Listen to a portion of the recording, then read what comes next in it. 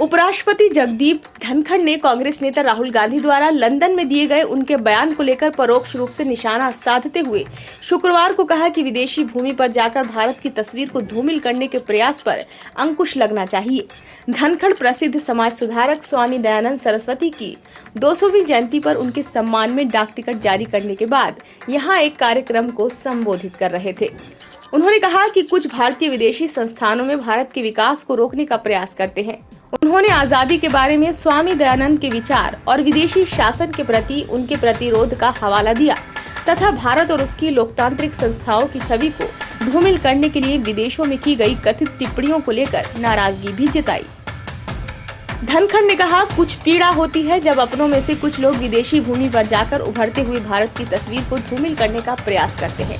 इस पर अंकुश लगना चाहिए। सच्चे मन से भारत और भारतीयता में विश्वास करने वाला व्यक्ति भारत के सुधार की सोचेगा एवं सुधार में सहयोग करने की सोचेगा। हो सकता है कि कमियां हो, उन कमियों को दूर करने की सोचेगा, पर विदेश में जाकर नुक्ताचीनी करना ये अच्छी बात नहीं। विदेश में जाकर संस्थाओं के ऊपर घोर टिप्पणी करना हर मापदंड पर अमर्यादित है। उन्होंने कहा कि एक समय था जब संस्थानों के नाम कुछ चुनिंदा लोगों के नाम पर रखे जाते थे और यह आभास होता था कि देश में महान हस्तियों की कमी है। उन्होंने कहा कि प्राचीन काल से ही भारत ऋषि मुनियों का देश रहा है। भगवान के यहाँ कई अवतार हुए। राम काल्पनिक नहीं है, राम हमारी सभ्यता का हिस्सा है।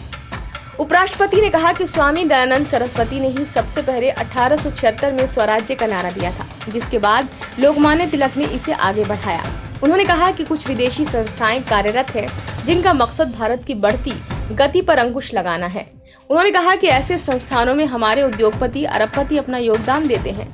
मैं नहीं कहता कि उनकी नीयत खराब है, पर शायद ये बात उनके ध्यान से उतर गई है। करोड़ों के योगदान की वजह से वहां अपने ही कुछ लोग इस प्रकार के कार्यक्रम की रचना करते हैं कि हम भारत को धूमिल कर दें। धनखड़ ने कहा कि उन संस्थाओं के अंदर कई देशों के विद्यार्थी और अध्यापक हैं, पर ये अनुचित कार्य हमारे ही कुछ लोग क्यों करते हैं, किसी और देश के लोग क्यों नहीं करते हैं। ये सोच चिंतन का विषय है। उन्होंने कहा कि स्वामी दयानंद ने अपनी रचनाओं के जरिए भारतीय जनमानस को मानसिक दासत्व से मुक्त कराने की पूर्ण चेष्टा की और इस अमृत कालखंड में स्वामी जी की आत्मा प्रसन्न होगी कि विदेशी शासकों का ये दासत्व खत्म हो चुका है।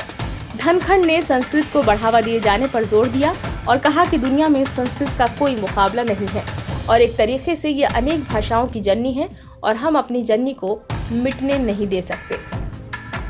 ब्यूरो रिपोर्ट, ओम न्यूज, मेरठ।